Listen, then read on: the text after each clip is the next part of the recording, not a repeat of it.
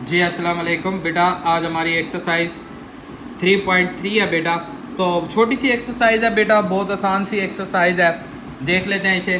Question number 1 कहते हैं जी ए की वैल्यू 1 2 3 4। हमारे पास ए सेट है जिसमें 1 2 3 4 है। हमने रिलेशन लेना है ए का। बेटा जब भी किसी एक सेट का उसी सेट में रिलेशन लेना हो तो हम ए क्रॉस ए प्रोडक्ट ए निकालते हैं। ये प्रोडक्ट का मतलब होता है कार्टेशियन प्रोडक्ट। ये कैसे फाइंड करते हैं मैं अभी बताता हूँ। फिर कहते हैं state the domain and range of the each relation. ये कुछ रिलेशन दिए गए हैं, फिर इनकी डोमेन और रेंज भी फाइंड करनी है। बहुत आसान सा सवाल है। देखें बेटा, हमारे पास ए सेट दिया 1 2 3 4। हमने ए टू ए रिलेशन लेना है, ए को ए के साथ मल्टीप्लाई। इसे कार्टेशियन प्रोडक्ट बोलते हैं। और इसे मल्टीप्लाई कैसे किया जाता है? पहले नंबर को पहले नंबर के साथ ऑर्डर पेयर फॉर्म में लिखा जाता है, इसे मल्टीप्लाई करना बोलते हैं। इसमें सिंपल मल्टीप्लाई नहीं करना, जस्ट ऑर्डर पेयर फॉर्म में पहले को पहले के साथ, पहले को दूसरे के, पहले को तीसरा, पहला चौथा। मतलब इस फर्स्ट नंबर को आपने इन सब नंबर के साथ ऑर्डर पेयर बना देना। 1 1 1 2 1 3 1 4, फिर 2 1 2 2 2 3 2 4 ऑर्डर पेयर बना देना है। और इनके बीच में भी आप कॉमस, इनके नंबर्स के दरमियान भी कॉमस के साइन यूज़ करेंगे और बीच में भी हमने कोमे का साइन यूज़ करना है हमने। तो इस तरह हमारे पास फिर 4 1 4 2 4 3 4 4। तो ये टोटल हमने सेट बना दिया, जिसके इधर स्टार्ट में ब्रैकेट्स, करली ब्रैकेट सेट वाली, और लास्ट में बस ब्रैकेट आएगी। अब इसमें वो कहते हैं कि मैं आपको डिफरेंट रिलेशन दे रहा हूँ। आपने वो रिलेशन, पहला रिलेशन मालूम करे जिसमें एक्स और वाई और एक्स बराबर हो। मतलब पहला नंबर और दूसरा नंबर बराबर हो, सिर्फ वो लिखना है। मतलब जैसे ये 1 1, ये 2 2, 3 3, ये 4 4। सिर्फ ये नंबर आपने लिख दिया 1 1 2 2 3 3 4 4। इसमें ये बेटा ये पहला नंबर हमारे पास डोमेन होती है। जी भाई, ये पहला नंबर 1 2 3 4, इन्हें हम डोमेन बोलेंगे। इस रिलेशन के अंदर ऑर्डर पेयर के पहले एलिमेंट को डोमेन बोला जाता है। रिलेशन के अंदर ऑर्डर पेयर के दूसरे एलिमेंट को हम क्या बोलते हैं? रेंज बोलते हैं। तो आपने पहला नंबर उठा के वो डोमेन में लिख देना, दूसरे नंबर उठा के रेंज में लिख देना। बट एक बात का ख्याल रखना है कि डोमेन में अगर कोई नंबर सेट के अंदर रिपीट हो रहा है तो जब आप डोमेन या रेंज लिखेंगे उसमें आपने उसे 1 टाइम लिखना है, रिपीट नहीं करना। तो सेकंड है हमारे पास, कहते हैं जी x plus y is equal to 5। आपने वो लेने हैं जिन्हें जमा करें 5 है, जैसे 1 4 2 3 3 2 4 1। ये सारे नंबर आपके पास वो हैं जिन्हें जमा करते हैं आपका जवाब 5 आता है। तो हमने ये वो नंबर ले लिए जिन्हें जमा किया 5 है। अब इसकी डोमेन 1 2 3 4 डोमेन, 2 4 3 2 1 इसकी रेंज बन जाएगी। तो आई होप आपको बेटा समझ आ रहा है। अब नेक्स्ट हमारे पास है, कहता है जी x जमा वाई करें लेस देन 5। वो नंबर जिन्हें जमा करने से 5 से छोटा है, जैसे 1 1 2 आता है, 1 2 3 आता है, 1 3 4 2 2। तो ये नंबर, ये जो ऊपर वाले सेट हैं, ये सारे नंबर आपके वो बन जाएंगे जिन्हें जमा करें 5 से छोटा आता है। 1 1 1 2 1 3 2 1 2 2 3 1। अब इसकी डोमेन लिखनी है 1 1 1 2 1 1 1। 3 1 है तो एक दफ़ा 1 लिखेंगे, 2 2 2 2 है तो एक दफ़ा 2 लिखेंगे, 3 है उसे एक दफ़ा लिखेंगे। फिर रेंज में 1 2 3 1 2 3, फिर 1 2 3 1 2 1 है तो हमने 1 2 3 ही लिखना है। किसी भी एलिमेंट को 2 दफ़ा सेट के अंदर नहीं लिखा जाता, इसलिए डोमेन रेंज में भी उसे एक ही दफ़ा ही राइट करेंगे। फिर नेक्स्ट आ जाता है हमारे पास कि आप इन दोनों को प्लस करें तो वो किसके इक्वल हो? 5 के बड़ा होना चाहिए। तो उसी में से हमने नंबर उठाए जिन्हें प्लस करें 5 से बड़ा होता है, फिर उन्हीं की डोमेन और उसी की ही रेंज। तो आई होप आपको बेटा ये क्वेश्चन समझ आ रहा होगा। अब इसी तरह हमारे पास ये question number 1 complete. Question number 2 है हमारे पास फंक्शन और फंक्शन की टाइप्स। आप बात सुन लें बेटा, फंक्शन क्या होते हैं और टाइप्स क्या होती हैं। फंक्शन हमारे पास, मैं सिंपल छोटा सा समझाता हूँ। फंक्शन क्या होता है? जिसकी डोमेन में कोई एलिमेंट रिपीट ना हो। डोमेन आर नॉट रिपीट, के डोमेन का कोई एलिमेंट रिपीट ना हो और डोमेन में कोई एलिमेंट, हमारे पास जो डोमेन है ना वो पूरा का पूरा सेट ए होना चाहिए, कि कोई एलिमेंट भी स्किप ना हो रहा हो। अब जैसे यहाँ आ जाए, इसकी डोमेन में 1 के साथ ए भी है, 1 के साथ बी। मतलब आप देखें ना, ये 1A 1B 2C and 3D। अब ये एक रिलेशन है। कहता है जी ये फंक्शन है या नहीं।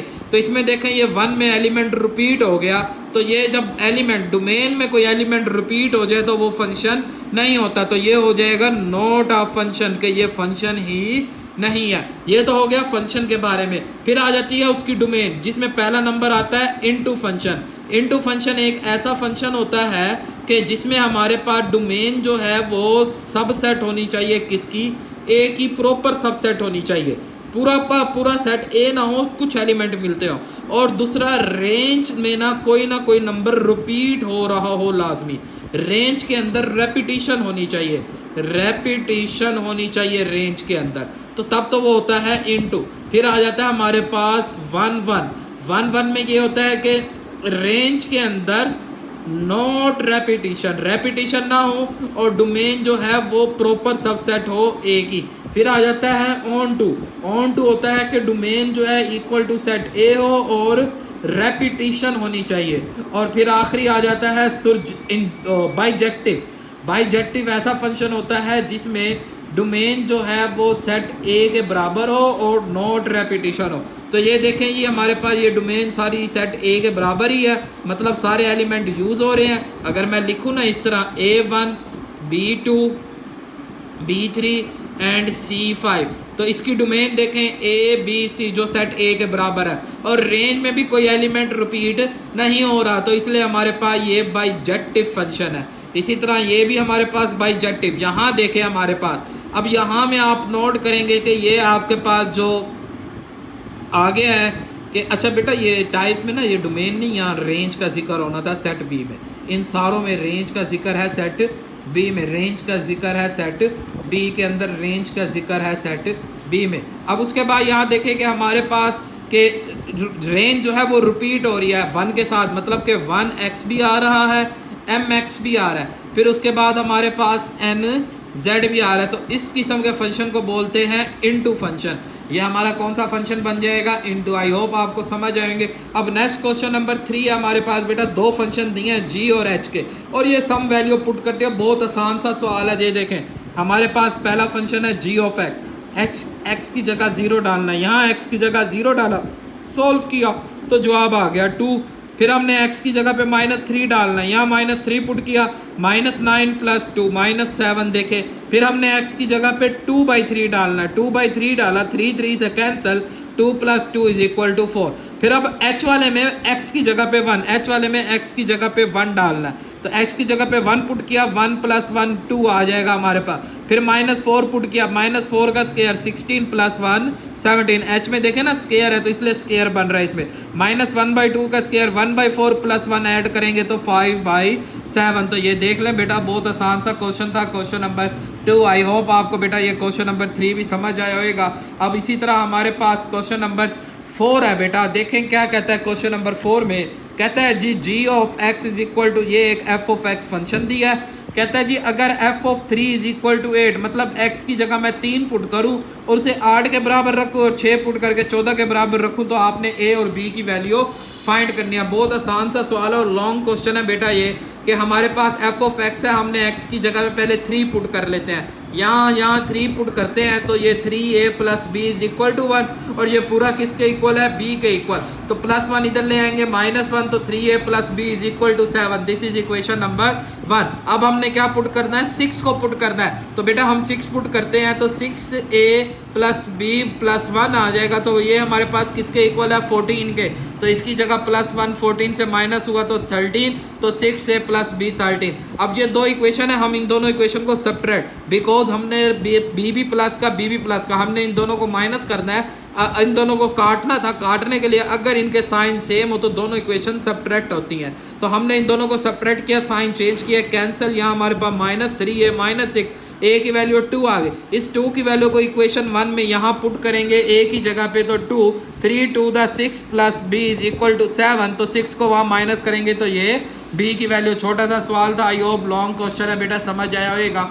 अब नेक्स्ट हमारे पास क्वेश्चन नंबर 5, ये भी एज इट इज ऐसे ही है। यहाँ g ऑफ x दिया हुआ है, पहले हमने -1 पुट किया, इक्वेशन बना दी, दूसरा पुट किया, दूसरी इक्वेशन बन गई। अब दोनों में b एक माइनस का एक प्लस का, तो दोनों को ऐड करेंगे, a की वैल्यू 10/3, 10/3 को इक्वेशन 1 में हमने पुट किया, यहाँ से हमारे पास b की वैल्यू -5/3। तो लास्ट फिर हमारे पास क्वेश्चन नंबर 6 है बेटा। कहता है G F of X is equal to 5x plus 2 और एफ ऑफ एक्स किसके इक्वल है 32 के। हम बेटा इस पूरी वैल्यू को 32 के इक्वल कर देते हैं। 5x प्लस 2 वहाँ जाके सब्ट्रैक्ट करेंगे -2, 32 - 2 इज इक्वल टू 35 से डिवाइड करेंगे तो 30 divided by 5 is equal to 6।